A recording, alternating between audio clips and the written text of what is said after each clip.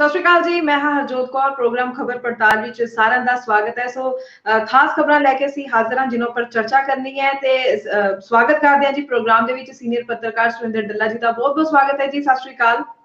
ਸਤਿ ਸ਼੍ਰੀ ਅਕਾਲ ਹਰਜੋਤ ਜੀ, ਤੁਹਾਡਾ ਵੀ ਔਰ ਦੁਨੀਆ ਭਰ ਦੇ ਪੰਜਾਬੀਆਂ ਦਾ ਹੀ ਔਰ ਦੁਨੀਆ ਭਰ ਦੇ ਭਾਰਤੀਆਂ ਦਾ ਬਹੁਤ ਬਹੁਤ ਧੰਨਵਾਦ ਜੀ ਬਿਲकुल। ਤੇ ਖਬਰਾਂ ਦੀ ਗੱਲ ਕਰੀਏ ਤਾਂ ਕੀ ਵਿਜੇ ਸਿੰਗਲਾ ਕਾਂਡ ਦੇ ਤੁਰੰਤ ਬਾਅਦ ਅਗਰ ਸੰਗਰੂਰ ਜ਼ਿਮਨੀ ਚੋਣਾਂ ਦੀ ਤਰੀਕ ਆ ਜਾਂਦੀ ਹੈ 23 ਜੂਨ, ਇਸ ਦਾ ਕੀ ਅਸਰ ਦਿਖੇਗਾ, ਇਹ ਕੀ ਸਮੀਕਰਨ ਬਣਦੇ ਦਿਖਦੇ ਨੇ, ਇਹਨਾਂ ਉੱਪਰ ਚਰਚਾ ਕਰਾਂਗੇ।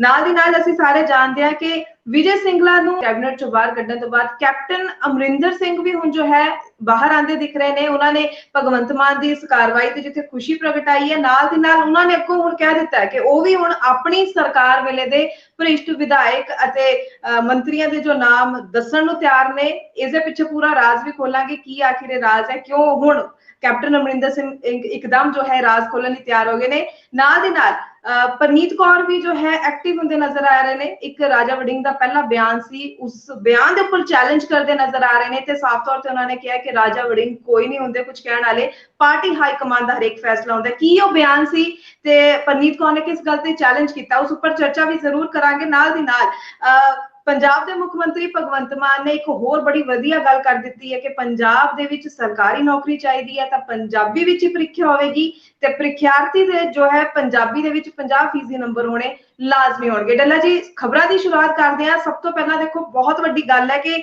23 ਜੂਨ ਜੋ ਹੈ ਅਨਾਉਂਸ ਕਰ ਦਿੱਤੀ ਗਈ ਹੈ।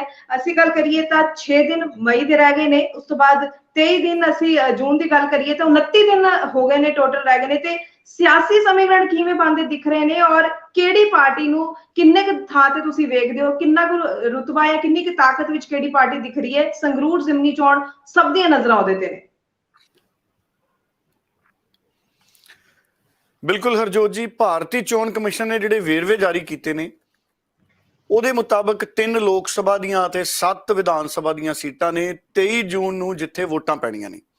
ਔਰ ਅਸੀਂ ਜੇ ਪੰਜਾਬ ਦੀ ਗੱਲ ਕਰੀਏ, ਹਾਲਾਂਕਿ ਤ੍ਰਿਪੁਰਾ, ਆਂਧਰਾ ਪ੍ਰਦੇਸ਼, ਉੱਤਰ ਪ੍ਰਦੇਸ਼, ਕਈ ਜਗ੍ਹਾ ਲੋਕ ਸਭਾ ਤੇ ਵਿਧਾਨ ਸਭਾ ਦੀਆਂ ਵੋਟਾਂ ਪੈਣੀਆਂ, ਪਰ ਜੇ ਅਸੀਂ ਪੰਜਾਬ ਦੀ ਗੱਲ ਕਰੀਏ 23 ਜੂਨ ਨੂੰ ਸੰਗਰੂਰ ਦੇ ਵਿੱਚ ਭਗਵੰਤ ਮਾਨ ਦੀ ਖਾਲੀ ਹੋਈ ਸੀਟ ਦੇ ਉੱਪਰ ਵੋਟਾਂ ਪੈਣੀਆਂ ਨੇ।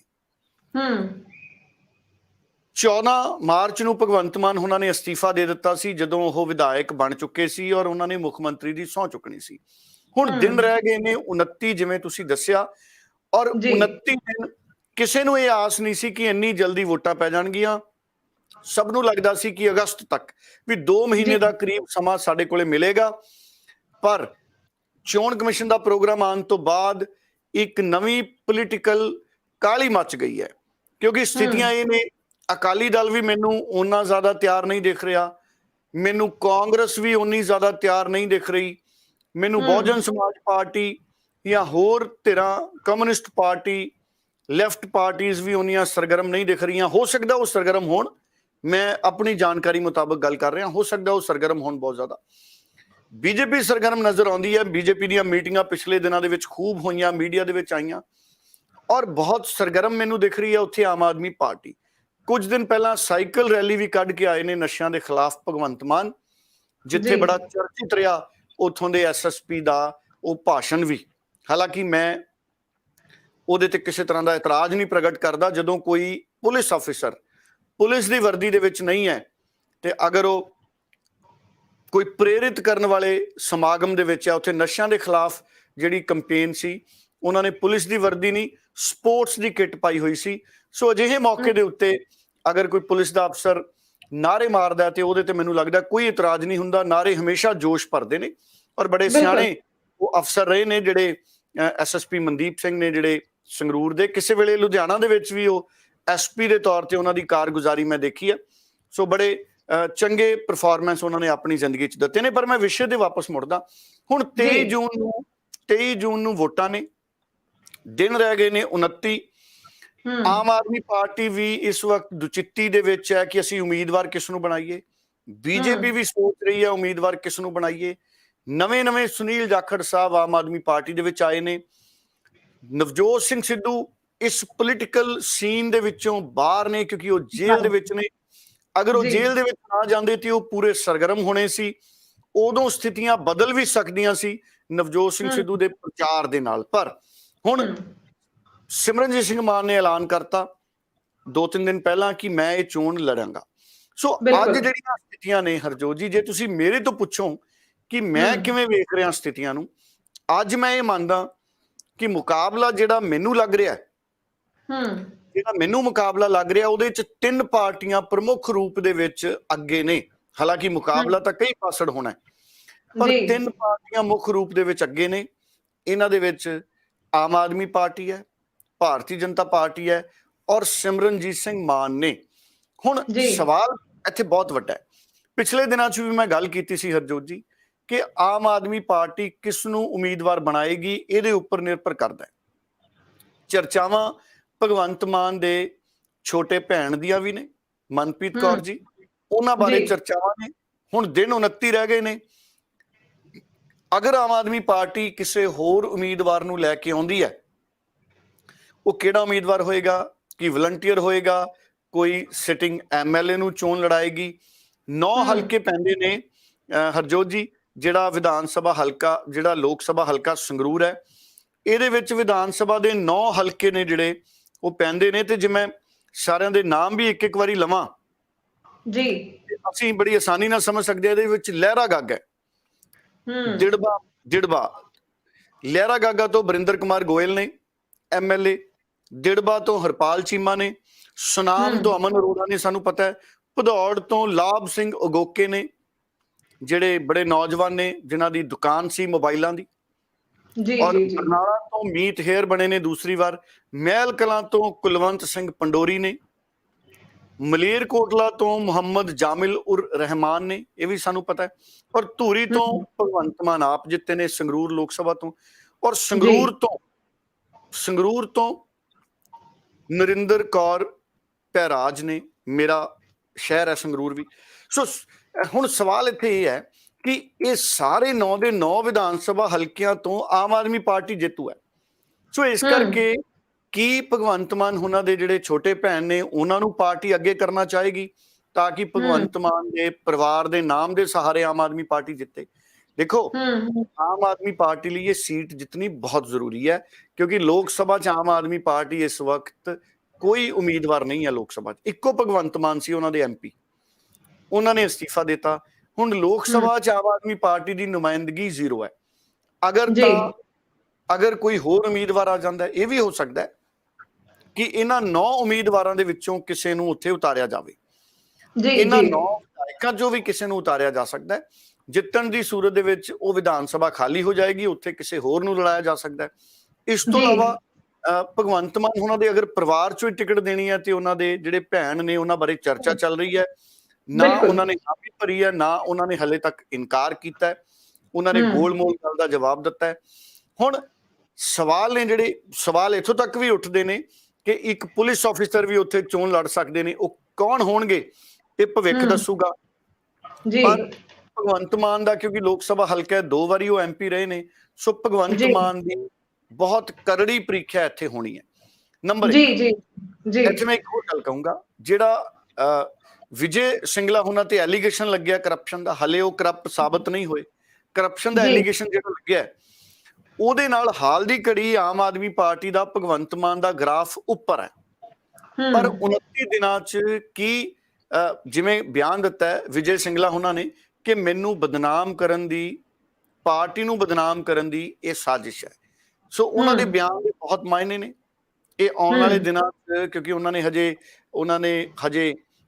ਨੂੰ ਫਿਰ ਪੇਸ਼ ਕੀਤਾ ਜਾਣਾ 3-4 ਦਿਨਾਂ ਤੱਕ। ਅਗਰ ਉਹਨਾਂ ਨੇ ਉਸ ਵੇਲੇ ਕੋਈ ਵੱਡਾ ਬਿਆਨ ਦਿੱਤਾ, ਇਸ ਪੂਰੇ ਮਾਮਲੇ ਦੇ ਵਿੱਚ ਅਗਰ ਕੋਈ ਮੋੜ ਆ ਗਿਆ, ਫਿਰ ਸਥਿਤੀਆਂ ਬਦਲ ਸਕਦੀਆਂ ਨੇ। ਦੂਸਰਾ, ਬਿਲਕੁਲ ਮੈਂ ਇੱਥੇ ਬਿਲਕੁਲ ਇਸੇ ਮਾਮਲੇ ਨੂੰ ਲੈ ਕੇ ਗੱਲ ਕਰਨਾ ਚਾਹੂੰਗੀ, ਜਿੱਥੇ ਇੱਕ ਪਾਸੇ ਪਹਿਲਾਂ ਵਿਜੇ ਸਿੰਗਲਾ ਉੱਪਰ ਇਹ ਕਦਮ ਚੱਕਣ ਦੇ ਉੱਪਰ ਸਭ ਵੱਲੋਂ ਜੋ ਹੈ ਇੱਕ ਵਧੀਆ ਕਦਮ ਕਿਹਾ ਜਾ ਰਿਹਾ ਹੈ ਭਗਵੰਤ ਮਾਨ ਵੱਲੋਂ, ਪੰਜਾਬ ਦੇ ਮੁੱਖ ਮੰਤਰੀ ਵੱਲੋਂ। ਪਰ ਨਾਲ ਦੀ ਨਾਲ ਸਵਾਲ ਹੁਣ ਇਹ ਵੀ ਖੜੇ ਕੀਤੇ ਜਾ ਰਹੇ ਨੇ ਕਿ ਆਖਿਰ ਉਹ ਸਬੂਤ ਜੋ ਹੈ ਜਨਤਕ ਕਿਉਂ ਨਹੀਂ ਕੀਤੇ ਜਾ ਰਹੇ, ਕਿਉਂ ਪੂਰਾ ਵਿਸਥਾਰ ਦੇ ਵਿੱਚ ਵੀ ਜਨਤਾ ਨੂੰ ਚੀਜ਼ਾਂ ਕਿਉਂ ਨਹੀਂ ਦਿਖਾਈਆਂ ਜਾ ਰਹੀਆਂ ਕਿ ਇੱਕ ਸਿਰਫ ਆਡੀਓ ਦੇ ਬੇਸ ਦੇ ਉੱਪਰ ਕਿਵੇਂ ਇੰਨੀ ਵੱਡੀ ਕਾਰਵਾਈ ਕੀਤੀ ਜਾ ਸਕਦੀ ਹੈ।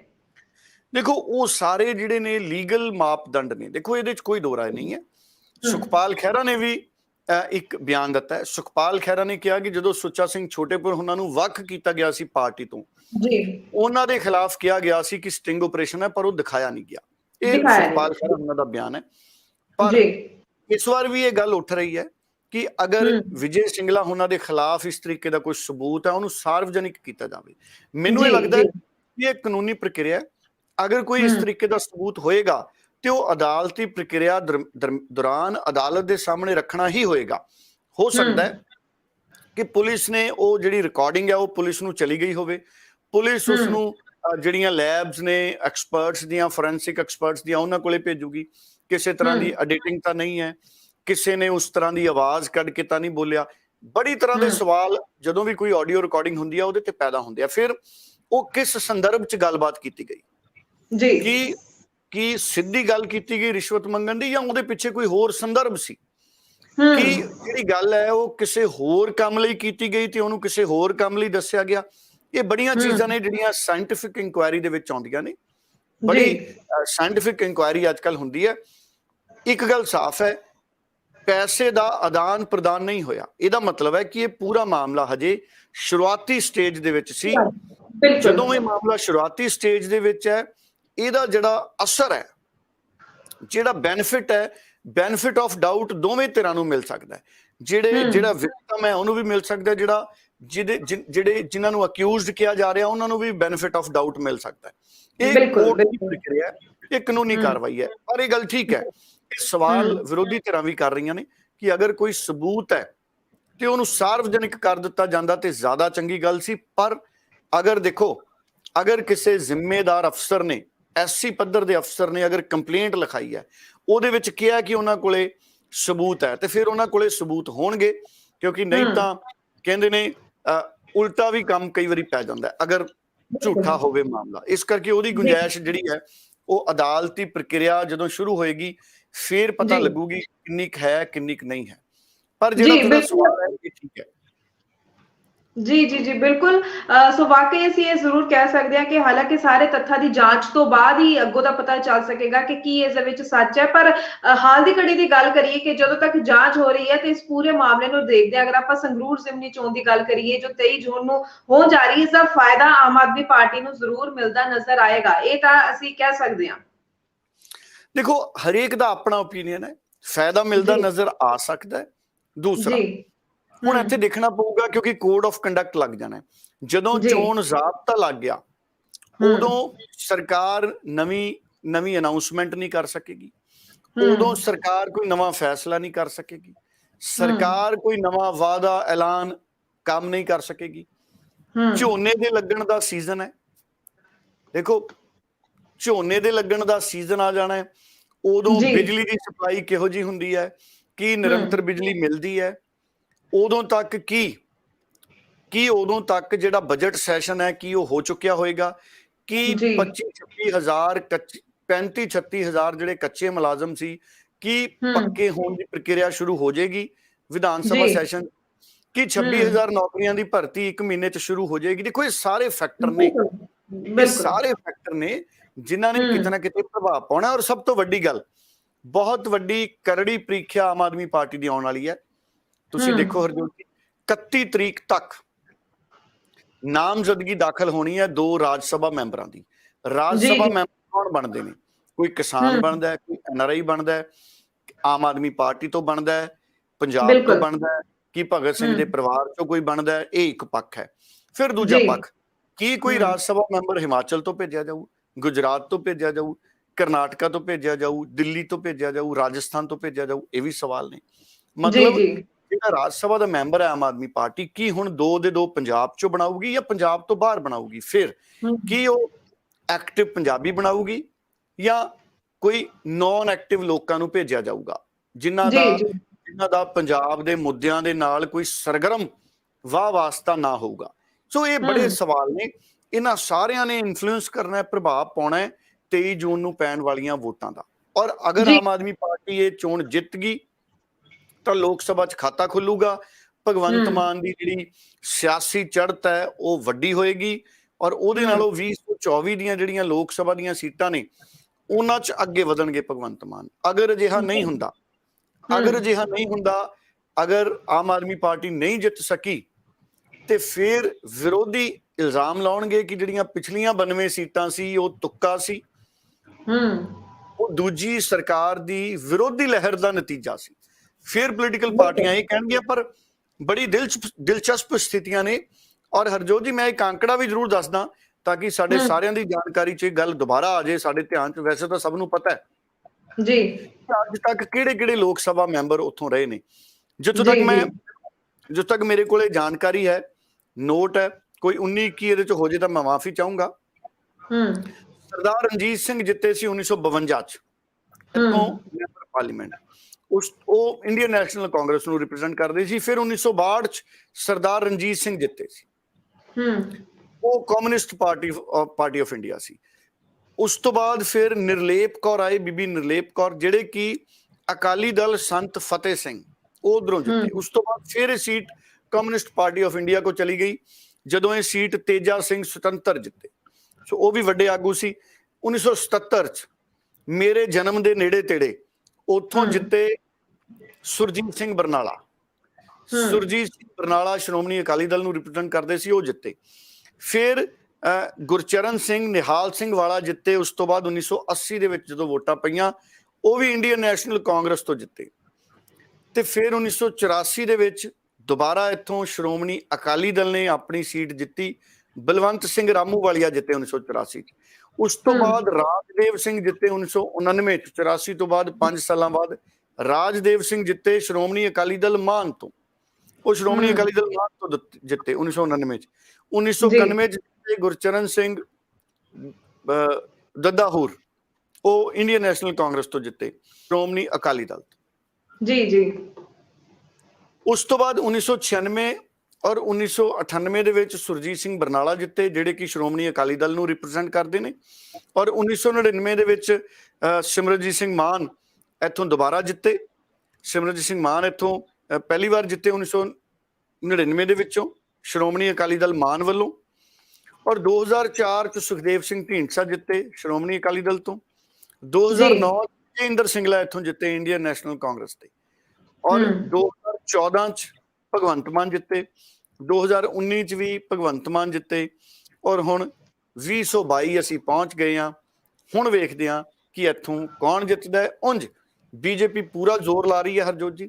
ਬੀਜੇਪੀ ਦੀ ਪੂਰੀ ਕੋਸ਼ਿਸ਼ ਹੈ ਕਿ ਅਸੀਂ ਆਮ ਆਦਮੀ ਪਾਰਟੀ ਨਾਲ ਮੁਕਾਬਲਾ ਬਣਾਈਏ।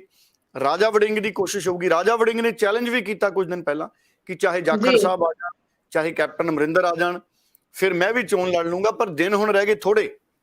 ਕਾਂਗਰਸ ਕਿੱਥੋਂ ਚੋਣ ਲੜਾਏਗੀ, ਇਹ ਬੜਾ ਦਿਲਚਸਪ ਰਹੇਗਾ। ਉਹਨਾਂ ਨੇ ਆਪਣੇ ਵੱਡੇ ਆਗੂ ਕੇਵਲ ਢਿੱਲੋਂ ਸੀ ਇੱਕ ਕਾਂਗਰਸ ਦੇ, ਉਹਨਾਂ ਨੇ ਉਹਨਾਂ ਨੂੰ ਪਾਰਟੀ ਚੋਂ ਬਾਹਰ ਕਰਤਾ ਸੀ। ਨਹੀਂ ਤਾਂ ਕੇਵਲ ਸਿੰਘ ਢਿੱਲੋਂ ਮੁਕਾਬਲਾ ਦੇ ਸਕਦੇ ਸੀ। ਪਿਛਲੀ ਵਿਧਾਨ ਸਭਾ ਚੋਣ ਦੇ ਵਿੱਚ ਉਹਨਾਂ ਦਾ ਚੰਗਾ ਪ੍ਰਭਾਵ ਉੱਥੇ ਦੇਖਿਆ ਜਾ ਰਿਹਾ ਸੀ, ਪਰ ਉਹਨਾਂ ਨੂੰ ਟਿਕਟ ਵੀ ਨਹੀਂ ਦਿੱਤੀ ਗਈ ਤੇ ਉਹਨਾਂ ਨੂੰ ਪਾਰਟੀ ਤੋਂ ਵੱਖ ਕਰਤਾ। ਔਰ ਸਿਮਰਨਜੀਤ ਸਿੰਘ ਮਾਨ, ਬੀਜੇਪੀ ਔਰ ਆਮ ਆਦਮੀ ਪਾਰਟੀ, ਇਹਨਾਂ ਦੇ ਵਿੱਚ ਵੀ ਮੁਕਾਬਲਾ ਹੋ ਸਕਦਾ ਹੈ। ਔਰ ਇਹ ਵੀ ਹੋ ਸਕਦਾ ਹੈ ਕਿ ਅਕਾਲੀ ਦਲ ਆਪ ਲੜੇ। ਇਹ ਵੀ ਹੋ ਸਕਦਾ ਹੈ ਕਿ ਅਕਾਲੀ ਦਲ ਸਮਰਥਨ ਕਰਦੇ ਕਿਸੇ ਧਿਰ ਨੂੰ। ਸਿਮਰਨਜੀਤ ਸਿੰਘ ਮਾਨ ਨੂੰ ਵੀ ਅਕਾਲੀ ਦਲ ਅਗਰ ਸਮਰਥਨ ਕਰਦੇ ਤੇ ਸੁਖਬੀਰ ਸਿੰਘ ਬਾਦਲ ਵੱਡਾ ਦਾ ਖੇਡ ਸਕਦੇ ਨੇ। ਉਂਝ ਵੀ ਜਿੱਦਣ ਸ਼੍ਰੋਮਣੀ ਕਮੇਟੀ ਦੀ ਮੀਟਿੰਗ ਸੀ, ਜਿਹੜੀ ਪੰਥਕ ਕਾਨਫਰੰਸ ਸੀ, ਉਹਦੇ ਵਿੱਚ ਗੋਡੀ ਹੱਥ ਲਾਏ ਸੀ, ਪੈਰੀ ਹੱਥ ਲਾਏ ਸੀ ਪ੍ਰਕਾਸ਼ ਆਪਣੇ ਸਿਮਰਨਜੀਤ ਸਿੰਘ ਮਾਨ ਦੇ ਬਾਦਲ। ਸਿਮਰਨਜੀਤ ਸਿੰਘ ਮਾਨ। ਸੋ ਕੁਝ ਵੀ ਹੋ ਸਕਦਾ ਹੈ। ਅਗਰ ਅਕਾਲੀ ਦਲ ਸਿਮਰਨਜੀਤ ਸਿੰਘ ਮਾਨ ਦਾ ਸਮਰਥਨ ਕਰਦੇ ਤੇ ਫਿਰ ਇਹ ਜਿਹੜਾ ਮੁਕਾਬਲਾ ਹੈ 3 ਕੋਣੀ ਵੀ ਬਣ ਸਕਦਾ ਹੈ, 4 ਕੋਣੀ ਵੀ ਬਣ ਸਕਦਾ ਹੈ। ਅਗਰ ਅਕਾਲੀ ਦਲ ਵੱਖ ਲੜਿਆ, ਸਿਮਰਨਜੀਤ ਸਿੰਘ ਮਾਨ ਵੱਖ ਲੜੇ, ਬਾਕੀ ਸਿੱਖ ਧੜੇ ਅਲੱਗ ਲੜੇ, ਫਿਰ ਵੋਟ ਵੰਡੀ ਜਾਣੀ ਹੈ। ਫਿਰ ਮੈਨੂੰ ਲੱਗਦਾ ਜਿਹੜਾ ਮੁਕਾਬਲਾ ਹੈ ਉਹ ਆਮ ਆਦਮੀ ਪਾਰਟੀ ਤੇ ਬੀਜੇਪੀ ਦੇ ਵਿੱਚ ਰਹਿ ਸਕਦਾ ਹੈ। ਕਾਂਗਰਸ ਵੀ ਮੁਕਾਬਲੇ 'ਚ ਆ ਸਕਦੀ ਹੈ। ਬਾਕੀ ਸਿਆਸਤ ਹੈ ਹਰਜੋਤ ਜੀ। 7-8 ਦਿਨ ਪਹਿਲਾਂ ਵੀ ਜਿਹਦੀ ਹਵਾ ਚੱਲ ਗਈ ਉਹ ਵੀ ਜਿੱਤ ਸਕਦਾ। ਸੋ ਸਿਆਸਤ ਇਸ ਤਰ੍ਹਾਂ ਦੀ ਹੋਊਗੀ। ਬਿਲਕੁਲ ਸਹੀ ਤੁਸੀਂ ਕਿਹਾ। ਸੋ ਵਾਕਈ ਕਾਫੀ ਦਿਲਚਸਪ ਰਹਿਣ ਵਾਲੀ ਹੈ ਸੰਗਰੂਰ ਦੀ ਜ਼ਿਮਨੀ ਚੋਣ ਤੇ ਸਾਰਿਆਂ ਦੀ ਨਜ਼ਰ ਇੱਥੇ ਰਹਿਣਗੀਆਂ ਕਿ ਕਿਹੜੀ ਪਾਰਟੀ ਇਸ ਸਮੇਂ ਕਿਹੜਾ ਫੈਸਲਾ ਲੈਂਦੀ ਹੈ, ਕਿਉਂਕਿ ਜਿਵੇਂ ਤੁਸੀਂ ਸਭ ਪਾਰਟੀਆਂ ਦਾ ਵੇਰਵਾ ਵੀ ਦਿੱਤਾ ਹੈ ਕਿ ਕਿਸ ਦੀ ਕੀ ਸਥਿਤੀ ਚੱਲ ਰਹੀ ਹੈ। ਸੋ ਆਉਣ ਵਾਲਾ ਟਾਈਮ ਜ਼ਰੂਰ ਦੱਸੇਗਾ ਕਿ ਕਿਸ ਤਰ੍ਹਾਂ ਦਾ ਫੈਸਲਾ ਲੈਂਦੀਆਂ ਨੇ ਰਾਜਨੀਤਿਕ ਪਾਰਟੀਆਂ ਤਾਂ ਕਿ ਆਪਣਾ ਦਮਖਮ ਜੋ ਹੈ ਬਰਕਰਾਰ ਰੱਖ ਸਕਣ। ਸੋ ਆਮ ਆਦਮੀ ਪਾਰਟੀ ਲਈ ਵੀ ਆਪਣੇ ਤੌਰ ਤੇ ਇੱਕ ਬਹੁਤ ਵੱਡਾ ਚੈਲੰਜ ਰਹੇਗਾ ਇੱਥੋਂ ਆਪਣੀ ਸੀਟ ਜਿੱਤਣੀ ਸੰਗਰੂਰ ਤੋਂ। ਸੋ ਕਿਸ ਨੂੰ ਉਹ ਵੀ ਖੜਾ ਕਰਦੇ ਨੇ, ਇਹ ਵੀ ਬਹੁਤ ਦਿਲਚਸਪ ਰਹਿਣ ਵਾਲਾ ਦੇਖਣ ਨੂੰ ਰਹੇਗਾ। ਸੋ ਅੱਗੋਂ ਅਗਰ ਆਪਾਂ ਗੱਲ ਕਰੀਏ ਤਾਂ ਬਾਰ-ਬਾਰ ਗੱਲ ਜਦ ਆਉਂਦੀ ਹੈ ਕਿ ਭਗਵੰਤ ਮਾਨ ਦੇ ਇਸ ਫੈਸਲੇ ਤੇ ਜੋ ਸਿਹਤ ਮੰਤਰੀ ਨੂੰ ਹਟਾ ਦਿੱਤਾ ਗਿਆ ਭ੍ਰਿਸ਼ਟਾਚਾਰ ਦੇ ਮਾਮਲੇ ਵਿੱਚ, ਹਰ ਕੋਈ ਸ਼ਲਾਘਾ ਕਰ ਰਿਹਾ ਹੈ। ਕੈਪਟਨ ਅਮਰਿੰਦਰ ਸਿੰਘ ਵੀ ਸ਼ਲਾਘਾ ਕਰਦੇ ਨਜ਼ਰ ਆਏ ਨੇ ਤੇ ਉਹਨਾਂ ਨੇ ਵਧਾਈ ਵੀ ਦਿੱਤੀ ਹੈ ਭਗਵੰਤ ਮਾਨ ਨੂੰ, ਤੇ ਨਾਲ ਦੀ ਨਾਲ ਉਹਨਾਂ ਨੇ ਇਹ ਵੀ ਗੱਲ ਕਹੀ ਹੈ ਕਿ ਉਹ ਆਪਣੀ ਸਰਕਾਰ ਦੇ ਵਿੱਚ ਜਿਹੜੇ ਭ੍ਰਿਸ਼ਟ ਵਿਧਾਇਕ ਨੇ ਜਾਂ ਮੰਤਰੀ ਨੇ ਉਹਨਾਂ ਦੇ ਨਾਵਾਂ ਦੀ ਸੂਚੀ ਦੇਣ ਨੂੰ ਤਿਆਰ ਨੇ ਜਿਹੜੇ ਰੇਤੇ ਦੀ ਗੈਰ ਕਾਨੂੰਨੀ ਖੁਦਾਈ ਵਿੱਚ ਸ਼ਾਮਿਲ ਸੀ। ਪਰ ਸਵਾਲ ਦੇਖੋ ਇੱਥੇ ਚਲੋ ਇੱਕ ਚੰਗੀ ਗੱਲ ਹੈ ਕਿ ਅਮਰਿੰਦਰ ਸਿੰਘ ਜੋ ਨੇ ਆਮ ਆਦਮੀ ਪਾਰਟੀ ਦੀ ਸਰਕਾਰ ਨੂੰ ਇੱਕ ਸਹਿਯੋਗ ਦੇਣ ਲਈ ਤਿਆਰ ਨੇ, ਭਗਵੰਤ ਮਾਨ ਨੂੰ ਸਹਿਯੋਗ ਦੇਣ ਲਈ ਤਿਆਰ ਨੇ। ਪਰ ਸਵਾਲ ਤਾਂ ਇੱਥੇ ਇਹ ਆਉਂਦਾ ਕਿ ਜਦੋਂ ਖੁਦ ਮੁੱਖ ਮੰਤਰੀ ਸਨ, ਬਹੁਤ ਕੁਝ ਕਰ ਸਕਦੇ ਸੀ, ਉਦੋਂ ਉਹਨਾਂ ਨੇ ਇਸ ਨਾਵਾਂ ਦੇ ਉੱਪਰ ਕਾਰਵਾਈ ਕਿਉਂ ਨਹੀਂ ਕੀਤੀ ਜਿਨ੍ਹਾਂ ਦੇ ਨਾਮ ਹੁਣ ਜ਼ਾਹਿਰ ਕਰਨ ਲਈ ਤਿਆਰ ਨੇ? ਦੇਖੋ ਦੋ ਚੀਜ਼ਾਂ ਨੇ। ਸੁਖਜਿੰਦਰ ਰੰਧਾਵਾ ਉਹਨਾਂ ਨੇ ਇੱਕ ਪੋਲੀਟੀਕਲ ਸਟੇਟਮੈਂਟ ਦਿੱਤੀ ਸੀ ਕਿ ਭਗਵੰਤ ਮਾਨ ਉਹਨਾਂ ਨੂੰ ਕੈਪਟਨ ਅਮਰਿੰਦਰ ਤੋਂ ਵੀ ਪੁੱਛ ਲੈਣਾ ਚਾਹੀਦਾ ਹੈ ਜੀ ਕਿ ਪਿਛਲੀ ਵਾਰੀ ਕੌਣ-ਕੌਣ ਅਜਿਹੇ ਸੀ ਜਿਨ੍ਹਾਂ ਤੇ ਸ਼ੱਕ ਜਾਂਦਾ ਹੈ। ਤੇ ਕੈਪਟਨ ਅਮਰਿੰਦਰ ਸਿੰਘ ਨੇ ਕਿਹਾ ਕਿ ਅਗਰ ਭਗਵੰਤ ਮਾਨ ਮੈਨੂੰ ਪੁੱਛਣਗੇ ਤੇ ਮੈਂ ਦੱਸਣ ਲਈ ਤਿਆਰ ਹਾਂ। ਅਸਲ 'ਚ ਇਹ ਸਿਆਸਤ ਹੋ ਰਹੀ ਹੈ ਔਰ ਸਿਆਸੀ ਜਵਾਬਾਂ ਦੇ ਉੱਤਰ ਦਿੱਤੇ ਜਾ ਰਹੇ ਨੇ। ਹੁਣ ਗੱਲ ਦੇਖੋ ਇਹ ਹੈ, ਕੈਪਟਨ ਅਮਰਿੰਦਰ ਸਿੰਘ ਨੇ ਮੁਬਾਰਕਬਾਦ ਦਿੱਤੀ ਭਗਵੰਤ ਮਾਨ ਨੂੰ, ਔਰ ਜ਼ਰੂਰ ਸੋਚਦੇ ਹੋਣਗੇ ਕੈਪਟਨ ਅਮਰਿੰਦਰ ਕਿ ਭਗਵੰਤ ਮਾਨ ਨੂੰ ਜਿੰਨੀ ਪ੍ਰਸਿੱਧੀ ਮਿਲੀ, ਅਗਰ ਮੈਂ ਵੀ ਉਸ ਵੇਲੇ ਇੱਕ ਅੱਧਾ ਕੋਈ ਲੀਡਰ ਝਟਕਾ ਦਿੰਦਾ ਤੇ ਅੱਜ ਸਥਿਤੀਆਂ ਹੋਰ ਹੋਣੀਆਂ ਸੀ। ਚਲੋ ਕੈਪਟਨ ਅਮਰਿੰਦਰ ਨੇ ਉਹ ਨਹੀਂ ਕੀਤਾ। ਹੋ ਸਕਦਾ ਉਹਦੇ ਪਿੱਛੇ ਦੇਖੋ ਕਾਂਗਰਸ ਦੀ ਹਾਈ ਕਮਾਂਡ ਨੂੰ ਵੀ ਆਪਾਂ ਸਮਝਦੇ ਹਾਂ। ਕਾਂਗਰਸ ਦੀ ਹਾਈ ਕਮਾਂਡ ਇੰਨੀ ਛੇਤੀ ਕਿਸੇ ਨੂੰ ਖੁੱਲ ਨਹੀਂ ਦਿੰਦੀ। ਕੀ ਕੈਪਟਨ ਅਮਰਿੰਦਰ ਨੂੰ ਵੀ ਹਾਈ ਕਮਾਂਡ ਨੇ ਖੁੱਲ ਨਹੀਂ ਸੀ ਦਿੱਤੀ? ਇਹ ਸਵਾਲ ਆਪਣੇ ਆਪ 'ਚ ਵੱਡਾ ਹੈ। ਹਾਲਾਂਕਿ ਕੈਪਟਨ ਅਮਰਿੰਦਰ ਨੇ ਇੱਕ ਵਾਰ ਕਿਹਾ ਸੀ ਕਿ ਮੈਂ ਤਾਂ ਹਾਈ ਕਮਾਂਡ ਨੂੰ ਦੱਸੇ ਸੀ ਨਾਮ, ਮੈਨੂੰ ਉੱਪਰੋਂ ਕਾਰਵਾਈ ਕਰਨ ਦਾ ਇਸ਼ਾਰਾ ਨਹੀਂ ਹੋਇਆ। ਸੋ ਇਹ ਵੀ ਗੱਲ ਹੈ। ਪਰ ਇਹ ਕੈਪਟਨ ਅਮਰਿੰਦਰ ਨਾਮ ਲੈ ਦਿੰਦੇ ਨੇ, ਜੇ ਕੈਪਟਨ ਅਮਰਿੰਦਰ ਨਾਮ ਲੈ ਦਿੰਦੇ ਨੇ ਤੇ ਫਿਰ ਇਹ ਇੱਕ ਸਿਆਸੀ ਤੂਫਾਨ ਪੰਜਾਬ ਦੇ ਵਿੱਚ ਆਏਗਾ, ਕਿਉਂਕਿ ਫਿਰ ਦਬਾਅ ਬਣੇਗਾ ਭਗਵੰਤ ਮਾਨ ਤੇ ਵੀ ਕੀ ਭਗਵੰਤ ਮਾਨ ਕਾਰਵਾਈ ਕਰਨਗੇ। ਇਹ ਆਪਣੇ ਆਪ ਵਿੱਚ ਬਹੁਤ ਵੱਡੀ ਗੱਲ ਹੈ। ਫਿਰ ਇੱਕ ਗੱਲ ਹੋਰ ਹੋਏਗੀ, ਅਗਰ ਕੈਪਟਨ ਅਮਰਿੰਦਰ ਕੁਝ ਲੋਕਾਂ ਦੇ ਨਾਮ ਲੈਣਗੇ ਤਾਂ ਫਿਰ ਕੁਝ ਲੋਕ ਕੈਪਟਨ ਅਮਰਿੰਦਰ ਦਾ ਨਾਮ ਵੀ ਲੈ ਸਕਦੇ ਨੇ। ਫਿਰ ਕੁਝ ਲੋਕ ਇਹ ਵੀ ਕਹਿ ਸਕਦੇ ਨੇ ਕਿ ਸਿਟੀ ਸੈਂਟਰ ਮਾਮਲੇ ਨੂੰ ਦੁਬਾਰਾ ਖੋਲੋ, ਸਿਟੀ ਸੈਂਟਰ ਮਾਮਲੇ ਕਲੀਨ ਚਿੱਟ ਕਿਵੇਂ ਆ ਗਈ। ਫਿਰ ਲੋਕ ਕਈ ਤਰ੍ਹਾਂ ਦੇ ਸਵਾਲ ਕਰਨਗੇ, ਕਿਉਂਕਿ ਜਦੋਂ ਗੱਲ ਤੁਰਦੀ ਹੈ ਫਿਰ ਉਹ ਬੜੀ ਦੂਰ ਤੱਕ ਜਾਂਦੀ ਹੈ, ਫਿਰ ਉਹ ਨੇੜੇ ਤੇੜੇ ਨਹੀਂ ਰਹਿੰਦੀ, ਫਿਰ ਉਹ ਬੜੀ ਦੂਰ ਜਾਂਦੀ ਹੈ। ਇਸ ਕਰਕੇ ਬਿਆਨਾਂ 'ਚ ਗੱਲ ਸ਼ੁਰੂ ਹੋ ਗਈ ਕਿ ਇਹ ਗੱਲ ਬਿਆਨਾਂ ਤੱਕ ਸੀਮਤ ਰਹਿ ਜਾਏਗੀ ਜਾਂ ਭਗਵੰਤ ਮਾਨ ਜੀ ਕੈਪਟਨ ਅਮਰਿੰਦਰ ਨੂੰ ਪੁੱਛਣਗੇ। ਪਰ ਮੈਨੂੰ ਨਹੀਂ ਲੱਗਦਾ ਭਗਵੰਤ ਮਾਨ ਕੈਪਟਨ ਅਮਰਿੰਦਰ ਤੋਂ ਪੁੱਛਣਗੇ। ਹੋ ਵੀ ਸਕਦਾ ਪੁੱਛ ਲੈਣ, ਇਹ ਗੱਲ ਉਸ ਤੋਂ ਬਾਅਦ ਹੀ ਅੱਗੇ ਤੁਰਨੀ ਹੈ। ਨਹੀਂ ਤਾਂ ਇੱਕ ਦਿਨ ਦਾ 2 ਦਿਨ ਦਾ ਬਿਆਨ ਸੀ, ਅਖਬਾਰਾਂ 'ਚ ਛਪ ਗਈ, ਅਸੀਂ ਚਰਚਾ ਕਰ ਲਈ ਤੇ ਗੱਲ ਠੰਡੀ ਹੋ ਜਾਣੀ ਹੈ ਔਰ ਸਿਰਫ ਬਿਆਨ ਰਹਿ ਜਾਣਾ। ਜੀ ਪਰ ਜਿਵੇਂ ਆਪਾਂ ਦੇਖੀਏ ਕਿ ਭਗਵੰਤ ਮਾਨ ਪੂਰੀ ਤਰ੍ਹਾਂ ਐਕਟਿਵ ਮੋਡ ਵਿੱਚ ਨਜ਼ਰ ਆ ਰਹੇ ਨੇ ਤੇ ਲੱਗਦਾ ਹੈ ਕਿ ਉਹ ਬਿਲਕੁਲ ਵੀ ਹਿਚਕਿਚਾਹਟ ਮਹਿਸੂਸ ਨਹੀਂ ਕਰਨਗੇ ਕਿ ਉਹਨਾਂ ਦਾ ਵੀ ਜਲਦੀ ਹੀ ਬਿਆਨ ਹੋ ਸਕਦਾ ਹੈ ਆ ਹੀ ਜਾਵੇ ਟਵਿੱਟਰ ਤੇ ਜਾਂ ਸੋਸ਼ਲ ਮੀਡੀਆ ਤੇ ਜਲਦੀ ਆ ਜਾਵੇ ਕਿ ਉਹ ਪੁੱਛ ਰਹੇ ਹੋਣ, ਜਿਸ ਦੇ ਵਿੱਚ ਕੈਪਟਨ ਅਮਰਿੰਦਰ ਸਿੰਘ ਨੂੰ ਹਾਂਜੀ ਮੈਂ ਪੁੱਛ ਰਿਹਾ ਤੇ ਦੱਸੋ। ਤੇ ਸਵਾਲ ਉੱਥੇ ਖੜਾ ਹੋਏਗਾ ਕਿ ਕੀ ਉਹ ਨਾਵਾਂ ਦੀ ਲਿਸਟ ਜੋ ਹੈ ਕੈਪਟਨ ਅਮਰਿੰਦਰ ਸਿੰਘ ਵੱਲੋਂ ਜਾਰੀ ਕੀਤੀ ਜਾਏਗੀ। ਸੋ ਚਲੋ ਇਹ ਤਾਂ ਆਉਣ ਵਾਲੀ ਸਥਿਤੀ ਜੋ ਹੈ ਸਾਫ਼ ਜ਼ਰੂਰ ਕਰ ਦੇਗੀ। ਅਗਲੀ ਖਬਰ ਤੇ ਦਾ ਸਵਾਲ ਕੀਤਾ ਤੁਸੀਂ, $1 ਮਿਲੀਅਨ ਦਾ ਸਵਾਲ ਕੀਤਾ। ਅਗਰ ਇਹ ਕੁਝ ਹੋ ਗਿਆ ਤੇ ਬਹੁਤ ਵੱਡਾ ਸਿਆਸੀ ਉਲਟ ਫੇਰ ਪੰਜਾਬ 'ਚ ਹੋਏਗਾ। ਬਿਲਕੁਲ ਅਗਲੀ ਖਬਰ ਤੇ ਗੱਲ ਕਰੀਏ ਜੇਕਰ ਬੀਬੀ ਪਰਨੀਤ ਕੌਰ ਤੋਂ। ਸਾਡੇ ਪਟਿਆਲੇ ਵਿੱਚ ਬੀਬੀ ਪਰਨੀਤ ਕੌਰ ਨੂੰ ਮਹਾਰਾਣੀ ਪਰਨੀਤ ਕੌਰ ਦੇ ਤੌਰ ਤੇ ਹੀ ਸੰਬੋਧਨ ਕੀਤਾ ਜਾਂਦਾ ਹੈ, ਮਹਾਰਾਣੀ ਹੀ ਕਿਹਾ ਜਾਂਦਾ ਹੈ। ਸੋ ਉਹਨਾਂ ਨੇ ਆਪਣੇ ਮਹਾਰਾਣੀ ਵਾਲੇ ਤੇਵਰ ਵਿੱਚ ਚੈਲੰਜ ਕਰ ਦਿੱਤਾ ਖੁੱਲਾ ਰਾਜਾ ਵੜਿੰਗ ਨੂੰ, ਜੋ ਕਿ ਪੰਜਾਬ ਕਾਂਗਰਸ ਦੇ ਪ੍ਰਧਾਨ ਨੇ। ਤੇ ਇੱਕ ਬਿਆਨ ਆਇਆ ਸੀ ਰਾਜਾ ਵੜਿੰਗ ਦਾ, ਜਿਸ ਵਿੱਚ ਉਹ ਕਹਿੰਦੇ ਨਜ਼ਰ ਆਏ ਸੀ ਕਿ ਬੀਬੀ ਪਰਨੀਤ ਕੌਰ ਕਾਂਗਰਸ ਦਾ ਹਿੱਸਾ ਨਹੀਂ ਨੇ ਹੁਣ, ਹੈਨਾ। ਤੇ ਉਸ ਦੇ ਉੱਪਰ ਜੋ ਹੈ ਬੜੇ ਹੀ ਤਲਖੀ ਦੇ ਨਾਲ ਖੁੱਲਾ ਚੈਲੰਜ ਕਰਦੇ ਹੋਏ ਹੁਣ ਬੀਬੀ ਪਰਨੀਤ ਕੌਰ ਦਾ ਬਿਆਨ ਆਇਆ ਕਿ ਰਾਜਾ ਵੜਿੰਗ ਕੋਈ ਨਹੀਂ ਹੁੰਦੇ, ਪਾਰਟੀ ਹਾਈ ਕਮਾਨ ਤੈਅ ਕਰੇਗੀ, ਉਹਨਾਂ ਦਾ ਫੈਸਲਾ ਹੀ ਸਿਰਮੌਰ ਹੋਏਗਾ, ਤੇ ਮੈਂ ਕਾਂਗਰਸ ਵਿੱਚ ਸੀ ਤੇ ਕਾਂਗਰਸ ਵਿੱਚ ਹੀ ਹਾਂ। ਦੇਖੋ, ਇਸ ਬਿਆਨ ਦੇ ਨਾਲ ਰਾਜਾ ਵੜਿੰਗ ਉਹਨਾਂ ਨੂੰ ਇੱਕ ਚੁਣੌਤੀ ਇਹ ਹੈ ਵੀ ਹੁਣ ਰਾਜਾ ਵੜਿੰਗ ਕੀ ਬਿਆਨ ਦੇਣਗੇ ਜੀ। ਕਿਉਂਕਿ ਦੇਖੋ, ਰਾਜਾ ਵੜਿੰਗ ਹੁਣੀ ਜਿੱਦਣ ਪ੍ਰਧਾਨ ਬਣੇ ਉਹਨਾਂ ਦਾ ਮੈਂ ਭਾਸ਼ਣ ਸੁਣਿਆ, ਉਹਨਾਂ ਨੇ ਡਿਸਪਲਿਨ ਦੀ ਗੱਲ ਕੀਤੀ, ਡਾਇਲੌਗ ਦੀ ਗੱਲ ਕੀਤੀ, ਪਰ ਜਦੋਂ ਨਵਜੋਤ ਸਿੰਘ ਸਿੱਧੂ ਜੇਲ੍ਹ ਗਏ ਉਦੋਂ ਅਸੀਂ ਕਾਂਗਰਸ ਦਾ ਡਿਸਪਲਿਨ ਇੱਕ ਵਾਰੀ ਫਿਰ ਦੇਖ ਲਿਆ। ਬਿਲਕੁਲ। ਉਸ ਤੋਂ ਬਾਅਦ ਰਾਜਾ ਵੜਿੰਗ ਜੀ ਦਾ ਕੋਈ ਬਿਆਨ ਨਹੀਂ ਆਇਆ। ਹਾਂ, ਉਸ ਤੋਂ ਪਹਿਲਾਂ ਜਦੋਂ ਪਟਿਆਲਾ ਗਏ ਸੀ ਇੱਕ ਵਾਰੀ ਰਾਜਾ ਵੜਿੰਗ ਜੀ, ਉਹਨਾਂ ਨੇ ਕਿਹਾ ਸੀ, ਪਟਿਆਲਾ ਗਏ ਸੀ ਜਾਂ ਕਿਸੇ ਹੋਰ ਜਗ੍ਹਾ ਵੀ ਗਏ ਸੀ, ਇਹ 7/5/22 ਦਾ ਬਿਆਨ ਸੀ, ਇੱਕ 7/5/22 ਦਾ ਇੱਕ ਬਿਆਨ ਸੀ, ਮੈਂ ਇੱਕ ਟੈਲੀਵਿਜ਼ਨ ਚੈਨਲ ਤੇ ਸੁਣਿਆ। ਉਹਦੇ ਚ ਰਾਜਾ ਵੜਿੰਗ ਜੀ ਕਹਿੰਦੇ ਸੀ ਬੀਬੀ ਪਰਨੀਤ ਕੌਰ ਹੁਣ ਕਾਂਗਰਸ ਦਾ ਹਿੱਸਾ ਨਹੀਂ ਹੈ। ਪੱਤਰਕਾਰਾਂ ਨੇ ਕਈ ਵਾਰ ਸਵਾਲ ਪੁੱਛਿਆ, ਰਾਜਾ ਵੜਿੰਗ ਜੀ ਨੇ ਕਈ ਵਾਰ ਕਿਹਾ ਕਿ ਉਹ ਕਾਂਗਰਸ ਦਾ ਹਿੱਸਾ ਨਹੀਂ ਹੈ, ਪਰ ਬੀਬੀ ਪਰਨੀਤ ਕੌਰ ਕੱਲ ਕਹਿੰਦੇ ਕਿ ਮੈਂ ਕਾਂਗਰਸ ਦਾ ਹੀ ਹਿੱਸਾ, ਕਾਂਗਰਸ ਦੀ MP ਹਾਂ, ਮੈਂ ਰਿਪਰੈਜ਼ੈਂਟ ਕਰ ਰਹੀ ਹਾਂ ਪਾਰਲੀਮੈਂਟ ਨੂੰ, ਮੇਰੇ ਤੇ ਅਗਰ ਕੋਈ ਵੀ ਸਵਾਲ ਜਵਾਬੀ ਹੈ ਤੇ ਹਾਈ ਕਮਾਂਡ ਹੈ, ਔਰ ਉਹ ਕਹਿੰਦੇ ਮੈਂ ਕਾਂਗਰਸੀ ਹਾਂ। ਹੁਣ ਇਹਦੇ ਨਾਲ ਕੀ ਹੋਣਾ ਹੈ?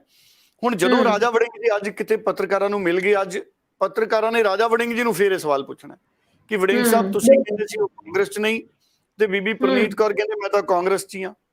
ਇਹਦਾ ਮਤਲਬ ਇਹ ਹੈ ਕਿ ਜਿਹੜਾ ਕਾਂਗਰਸ ਦਾ ਜਿਹੜਾ ਅੰਦਰੂਨੀ ਕਾਟੋ ਕਲੇਸ਼ ਹੈ ਉਹ ਉਸੇ ਤਰ੍ਹਾਂ ਜਾਰੀ ਹੈ। ਨਵਜੋਤ ਸਿੰਘ ਸਿੱਧੂ ਭਾਵੇਂ ਜੇਲ੍ਹ ਚਲੇ ਗਏ ਨੇ, ਕਿਉਂਕਿ ਪਹਿਲਾਂ ਇਲਜ਼ਾਮ ਇਹ ਸੀ ਵੀ ਨਵਜੋਤ ਸਿੰਘ ਸਿੱਧੂ ਬਿਆਨਬਾਜ਼ੀ ਕਰਦੇ ਨੇ, ਪਰ ਹੁਣ ਨਵਜੋਤ ਸਿੰਘ ਸਿੱਧੂ ਨਹੀਂ ਹੈ। ਸੋ ਆਉਂਦੇ ਦਿਨਾਂ ਦੇ ਵਿੱਚ ਮੈਨੂੰ ਲੱਗਦਾ ਇਹ ਬਿਆਨ ਹੋਰ ਅੱਗੇ ਵਧਣਗੇ, ਇਹ ਬਿਆਨ ਅੱਗੇ ਵਧਣਗੇ, ਇਹ ਬਿਆਨ ਮੈਨੂੰ ਰੁਕਣ ਵਾਲੇ ਨਹੀਂ ਲੱਗ ਰਹੇ। ਜੀ ਬਿਲਕੁਲ ਸਹੀ ਕਿਹਾ ਤੁਸੀਂ, ਕਿਉਂਕਿ ਅਸੀਂ ਵੈਸੇ ਵੀ ਦੇਖਦੇ ਹਾਂ ਕਿ ਜੋ ਸਿਆਸਤ ਹੈ ਬਿਆਨਾਂ ਦੇ ਉੱਪਰ ਬਹੁਤ ਜ਼ਿਆਦਾ ਤੇਜ਼ੀ ਦੇ ਨਾਲ ਚੱਲਦੀ ਹੈ। ਸੋ ਕੀ ਅੱਗੋਂ ਹੁਣ ਰਾਜਾ ਵੜਿੰਗ ਦਾ ਇਸ ਉੱਪਰ ਪ੍ਰਤੀਕਿਰਿਆ ਆਉਂਦੀ ਹੈ ਉਹ ਵੀ ਆਉਣ ਵਾਲੇ ਸਮੇਂ ਵਿੱਚ ਹੀ ਪਤਾ ਚੱਲੇਗਾ। ਹਾਲਾਂਕਿ ਬਹੁਤ ਇਸ ਸਮੇਂ ਲੋੜ ਹੈ ਪੰਜਾਬ ਵਿੱਚ, ਜੋ ਸਥਿਤੀ ਕਾਂਗਰਸ ਦੀ ਬਣਦੀ ਜਾ ਰਹੀ ਹੈ ਇਸ ਸਮੇਂ, ਅਗਰ ਅਸੀਂ ਪ੍ਰਧਾਨ ਦੀ ਗੱਲ ਕਰ ਲਈਏ ਰਾਜਾ ਵੜਿੰਗ, ਸੋ ਉਹਨਾਂ ਨੂੰ ਬਹੁਤ ਜ਼ਰੂਰਤ ਹੈ ਕਿ ਜਿੰਨੇ ਵੀ ਹੁਣ ਬਚੇ ਹੋਏ ਕਾਂਗਰਸੀ ਨੇ ਜਾਂ ਜਿੰਨੇ ਕਿ ਵਿਸ਼ਵਾਸ ਕਰਨ ਵਾਲੇ ਲੋਕ ਬਚੇ, ਉਹਨਾਂ ਨੂੰ ਮਜ਼ਬੂਤੀ ਦੇ ਨਾਲ ਪਾਰਟੀ ਦੇ ਨਾਲ ਜੋੜ ਕੇ ਰੱਖਿਆ ਜਾਏ, ਨਾ ਕਿ ਪਾਰਟੀ ਨੂੰ ਥੋੜਾ ਆਪਾਂ ਇਸ ਤਰ੍ਹਾਂ ਕਹਿ ਸਕਦੇ ਹਾਂ, ਇਸ ਤਰ੍ਹਾਂ ਦੇ ਬਿਆਨਾਂ ਦੇ ਨਾਲ ਪਾਰਟੀ ਦੇ ਜੁੜੇ ਲੋਕ ਟੁੱਟਦੇ ਹੀ ਨੇ, ਜੁੜਦੇ ਨਹੀਂ ਹੈ। ਬਿਲਕੁਲ ਵੱਡੇ ਲੀਡਰ ਜਾ ਰਹੇ ਨੇ, ਕੱਲ ਕਪਿਲ ਸਿੱਬਲ ਚਲੇ ਗਏ, ਸੁਨੀਲ ਜਾਖੜ ਚਲੇ ਗਏ, ਸੋ ਹੋਰ ਵੀ ਕਈ ਕਾਉਂਸਲਰ ਪਾਰਟੀ ਛੱਡ ਗਏ, ਕਈ ਵਲੰਟੀਅਰ ਪਾਰਟੀ ਛੱਡ ਗਏ, ਦੂਸਰੇ ਪਾਸੇ ਚਲੇ ਗਏ। ਸੋ ਕਾਂਗਰਸ ਖੁਰ ਰਹੀ ਹੈ। ਰਾਜਾ ਵੜਿੰਗ ਤੇ ਵੱਡੀ ਜ਼ਿੰਮੇਵਾਰੀ ਹੈ ਪੰਜਾਬ ਦੇ ਵਿੱਚ ਕਾਂਗਰਸ ਨੂੰ ਸਾਂਭਣ ਦੀ, ਕਾਂਗਰਸ ਨੂੰ ਰੋਕਣ ਦੀ। ਜੀ ਬਿਲਕੁਲ ਬਿਲਕੁਲ। ਸੋ ਨਵੇਂ ਕੰਮ ਜੋ ਕਰਦੇ ਨੇ ਭਗਵੰਤ ਮਾਨ, ਉਹਨਾਂ ਦੀ ਸ਼ਲਾਘਾ ਵੀ ਕੀਤੀ ਜਾਂਦੀ ਹੈ। ਇੱਕ ਹੋਰ ਸ਼ਲਾਘਾਯੋਗ ਕਦਮ ਉਹਨਾਂ ਨੇ ਚੱਕਿਆ ਕਿ ਪੰਜਾਬ ਦੇ ਵਿੱਚ ਜਿਹੜੀਆਂ ਸਰਕਾਰੀ ਨੌਕਰੀ ਦੀਆਂ ਪ੍ਰੀਖਿਆਵਾਂ ਹੋਣਗੀਆਂ, ਪਹਿਲੀ ਤਾਂ ਗੱਲ ਉਹ ਪੰਜਾਬੀ ਭਾਸ਼ਾ ਵਿੱਚ ਹੀ ਹੋਣਗੀਆਂ, ਦੂਜੀ ਗੱਲ ਜਿਹੜੇ ਪ੍ਰੀਖਿਆਰਥੀ ਨੇ ਉਹਨਾਂ ਦੇ ਪੰਜਾਬੀ ਭਾਸ਼ਾ ਵਿੱਚ 50% ਨੰਬਰ ਹੋਣੇ ਲਾਜ਼ਮੀ ਹੋਣੇ ਚਾਹੀਦੇ ਨੇ, ਤਾਂ ਕਿ ਉਹ ਸਰਕਾਰੀ ਨੌਕਰੀ ਦੇ ਲਈ ਪ੍ਰੀਖਿਆ ਦੇ ਸਕਣ ਜਾਂ ਨੌਕਰੀ ਲੈ ਸਕਣ। ਜੀ ਦੇਖੋ, 26,454 ਅਸਾਮੀਆਂ ਦੇ ਲਈ ਜਿਹੜੀ ਭਰਤੀ ਪ੍ਰਕਿਰਿਆ, ਭਰਤੀ ਮੁਹਿੰਮ ਹੈ ਉਹ ਸ਼ੁਰੂ ਕੀਤੀ ਗਈ ਹੈ ਸਰਕਾਰ ਵੱਲੋਂ। ਹੁਣ ਉਹਦੇ ਵਿੱਚ ਜਿਹੜੇ ਸਾਡੇ ਐਪਲੀਕੈਂਟ ਨੇ, ਜਿਹੜੇ ਵੀ ਅਪਲਾਈ ਕਰਨਗੇ, ਉਹ ਭਰਤੀ ਪ੍ਰੀਖਿਆ ਤੋਂ ਇਲਾਵਾ ਪੰਜਾਬੀ ਯੋਗਤਾ ਪ੍ਰੀਖਿਆ ਦੇ ਵਿੱਚ ਘੱਟੋ ਘੱਟ 50% ਅੰਕ ਉਹਨਾਂ ਨੂੰ ਲੈਣੇ ਪੈਣਗੇ। ਸੋ ਪੰਜਾਬੀ ਦਾ ਇਮਤਿਹਾਨ ਹੋਊਗਾ, 50% ਨੰਬਰ ਉਹ ਵੀ ਲੈਣੇ ਪੈਣਗੇ। ਸੋ ਦੇਖੋ, ਇਹਦੇ ਨਾਲ ਪੰਜਾਬੀ ਭਾਸ਼ਾ ਦਾ ਰੁਤਬਾ ਇਹਦੇ ਨਾਲ ਬਹਾਲ ਹੁੰਦਾ ਹੈ, ਔਰ ਕਿਸੇ ਵੀ ਸੂਬੇ ਚੋਂ ਕੋਈ ਇਹਨਾਂ ਟੈਸਟਾਂ ਚ ਆਉਣਾ ਚਾਹਵੇ ਤੇ ਉਹਨੂੰ ਪੰਜਾਬੀ ਸਿੱਖਣੀ ਪੈਣੀ ਹੈ। ਸੋ ਪੰਜਾਬੀ ਭਾਸ਼ਾ ਲਾਜ਼ਮੀ ਹੈ। ਖੁਸ਼ੀ ਦੀ ਗੱਲ ਹੈ, ਚੰਗਾ ਫੈਸਲਾ ਹੈ। ਕੱਲ ਮਨਜਿੰਦਰ ਸਿਰਸਾ ਨੇ ਵੀ ਇਹ ਗੱਲ ਚੱਕੀ ਸੀ ਕਿ ਜਿਹੜੇ ਉਹਨਾਂ ਨੇ ਜ਼ਿਕਰ ਕੀਤਾ ਸੀ PPSC ਦਾ, ਕਿ ਪੰਜਾਬੀ ਉੱਥੇ ਵੀ ਜਿਹੜੀ ਹੈ ਲਾਜ਼ਮੀ ਹੋਣੀ ਚਾਹੀਦੀ ਹੈ। ਸੋ ਇਹ ਚੰਗਾ ਫੈਸਲਾ ਕੀਤਾ ਭਗਵੰਤ ਮਾਨ ਨੇ, ਖੁੱਲੇ ਦਿਲ ਨਾਲ ਇਹਦਾ ਸਵਾਗਤ ਕਰਨਾ ਚਾਹੀਦਾ। ਜੀ ਬਿਲਕੁਲ। ਸੋ ਅੱਜ ਆਪਾਂ ਕਈ ਖਾਸ ਖਬਰਾਂ ਦੇ ਉੱਪਰ ਚਰਚਾ ਕੀਤੀ ਹੈ, ਖਾਸ ਤੌਰ ਤੇ ਸੰਗਰੂਰ ਜ਼ਿਮਨੀ ਚੋਣ ਦੀ। ਇੱਕ ਵਾਰ ਫਿਰ ਅਗਰ ਮੈਂ ਗੱਲ ਕਰਾਂ 23 ਜੂਨ ਨੂੰ ਹੋਣ ਜਾ ਰਹੀ ਹੈ, ਸੋ ਸਭ ਦੀਆਂ ਨਜ਼ਰਾਂ ਉਸਦੇ ਉੱਪਰ ਰਹਿਣਗੀਆਂ ਹੀ ਕਿ ਕਿਹੜੀ ਪਾਰਟੀ ਕਿਸ ਤਰੀਕੇ ਨਾਲ, ਕਿਹੜੀ ਰਣਨੀਤੀ ਨਾਲ ਅੱਗੇ ਵਧੇਗੀ ਤੇ ਕੌਣ ਉਸਦੇ ਉੱਪਰ ਆਪਣਾ ਕਬਜ਼ਾ ਸੰਗਰੂਰ ਦੀ ਸੀਟ ਦੇ ਉੱਪਰ ਕਰ ਸਕੇਗਾ। ਸੋ ਜੋ ਆਉਣ ਵਾਲੇ ਸਮੇਂ ਵਿੱਚ ਤਸਵੀਰ ਸਾਫ਼ ਹੋਏਗੀ ਤੇ ਕੀ ਸਿਆਸੀ ਸਮੀਕਰਨ ਬਣਦੇ ਨੇ, ਉਸਦੀ ਅਸੀਂ ਜਾਣਕਾਰੀ ਜੋ ਹੈ, ਵਿਸ਼ਲੇਸ਼ਣ ਜੋ ਹੈ, ਹਮੇਸ਼ਾ ਹੀ ਸੁਰਿੰਦਰ ਡੱਲਾ ਜੀ ਤੋਂ ਆਪਣੇ ਦਰਸ਼ਕਾਂ ਤੱਕ ਪਹੁੰਚਾਉਂਦੇ ਰਵਾਂਗੇ। ਸੋ ਬਹੁਤ ਬਹੁਤ ਧੰਨਵਾਦ ਕਰਦੇ ਹਾਂ ਆਪਣੇ ਦਰਸ਼ਕਾਂ ਦਾ, ਜਿਹੜੇ ਸਾਡੇ ਨਾਲ ਜੁੜਦੇ ਨੇ ਇਸ ਪ੍ਰੋਗਰਾਮ ਵਿੱਚ, ਆਪਣੇ ਵਿਚਾਰ ਜੋ ਹੈ ਕਮੈਂਟ ਜ਼ਰੀਏ ਸਾਡੇ ਤੱਕ ਪਹੁੰਚਾਉਂਦੇ ਨੇ। ਤੇ ਡੱਲਾ ਜੀ ਤੁਹਾਡਾ ਬਹੁਤ ਬਹੁਤ ਧੰਨਵਾਦ, ਇਹ ਸਾਰੀ ਖਬਰਾਂ ਦੇ ਉੱਪਰ ਵਿਚਾਰ ਚਰਚਾ ਕਰਨ ਲਈ ਤੁਸੀਂ ਸਾਡੇ ਨਾਲ ਜੁੜਦੇ ਹੋ। ਬਹੁਤ ਬਹੁਤ ਧੰਨਵਾਦ। ਬਹੁਤ ਧੰਨਵਾਦ ਹਰਜੋਤ ਜੀ।